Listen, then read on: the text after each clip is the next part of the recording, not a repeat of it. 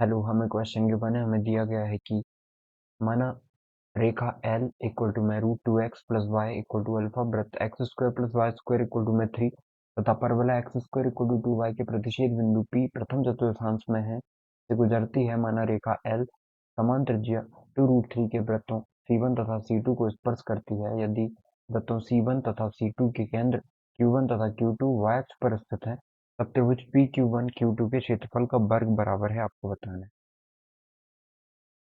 ठीक है, तो जो भी गिवन हम लिख लेते हैं।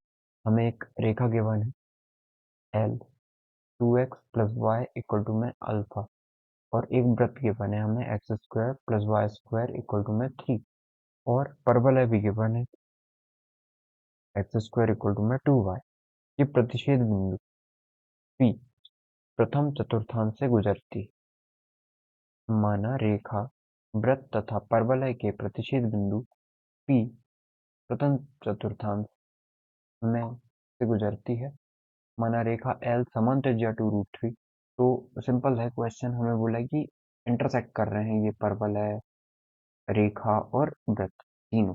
ठीक है, तो तथा परवलय के प्रतिच्छेद बिंदु, जो भी इनका इंटरसेक्टिंग पॉइंट होगा, वो क्या है? P है, जो कि प्रथम चतुर्थांश में है।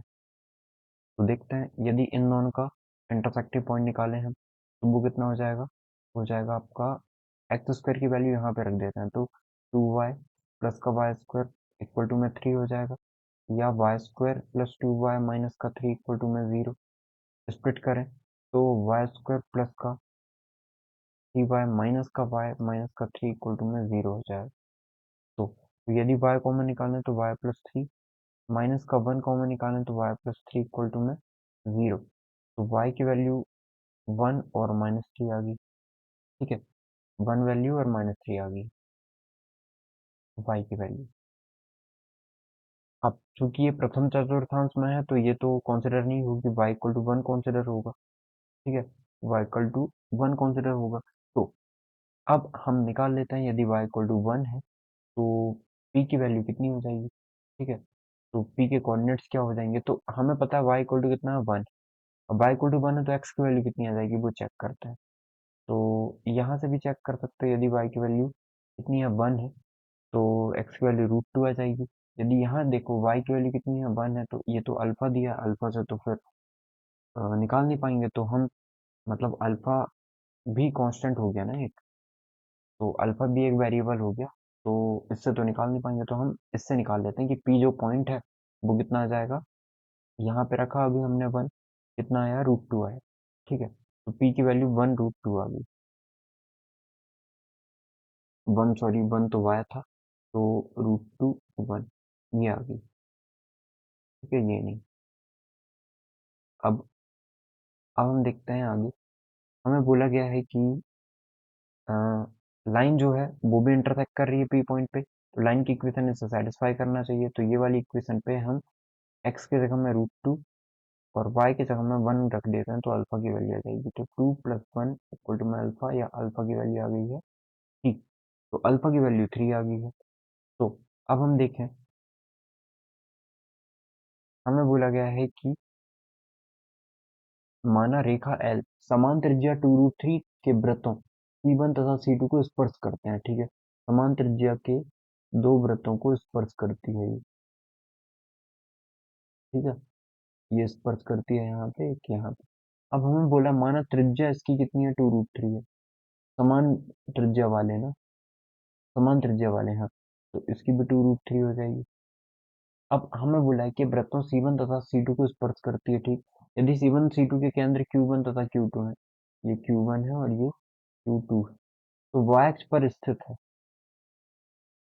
अच्छा, y अक्ष पर स्थित है Q1 Q2, इसका मतलब x कोऑर्डिनेट 0 हो जाएगा।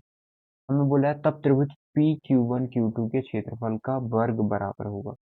अच्छा, P पॉइंट कितना है, √2 1 है। ठीक है, तो Q1, इसका मतलब Q1 और Q2 से बनने वाले त्रिभुज का क्षेत्रफल, तो Q1 Q2 पॉइंट हमें निकालना पड़ेगा।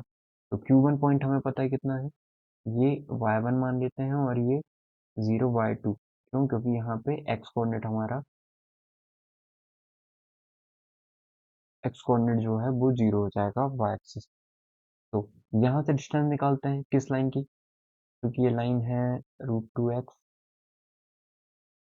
Sorry √2x plus Y equal to 3। तो अब डिस्टेंस निकालते हैं। डिस्टेंस का फॉर्मूला आपको पता होगा ax1 plus by1 plus c upon में √a² प्लस b स्क्वायर।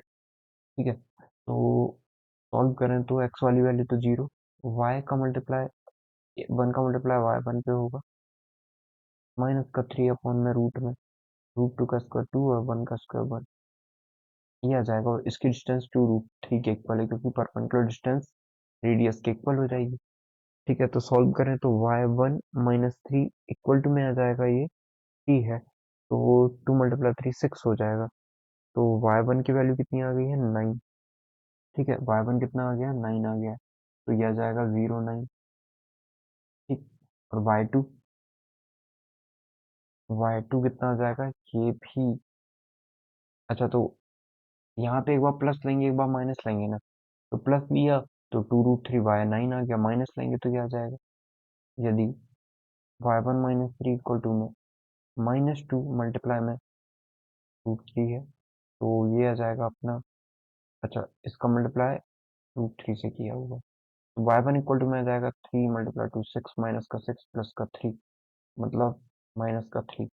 तो y2 की वैल्यू कितनी आ गई है माइनस का 3। ओके, तो ये आ जाएगा 0 माइनस का 3। अब तीनों पॉइंट पता है, तो इससे बनने वाले क्षेत्रफल का वर्ग बताना है हमें। तो वर्ग बताने क्षेत्रफल का, क्षेत्रफल निकालने के कई तरीके हैं। एक फॉर्मूला है 1/2 x1 y2 minus y3 plus x2 y3 minus y1 plus x3 y1 minus का y2। एक फॉर्मूला ये है, आप इसे मान लेना, ये x1 y1 ये x2 y2 ये x3 y3 तो निकल जाएगा। या फिर डिटर्मिनेंट से निकाल सकते हैं, डिटर्मिनेंट से निकाल लेते हैं। तो 1/2 एरिया ऑफ ट्राइंगल √2 √1 फिर हो जाएगा 0 9 0 9 √1 0 9 0 माइनस 3 0 माइनस 3 यहाँ पे 1 यहाँ 1 यहाँ 1 लिख लेते हैं। सॉल्व करें तो 1/2 है, ये हमेशा पॉजिटिव रहेगा, एरिया ऑफ ट्रायंगल है, तो √2 के रिस्पेक्ट पे हम पब्लिश करें इसे, प्रोड्यूस करें तो ये कैंसिल। 9 मल्टीप्लाई 1 माइनस 3 मल्टीप्लाई 1, तो प्लस का 3 हो जाएगा।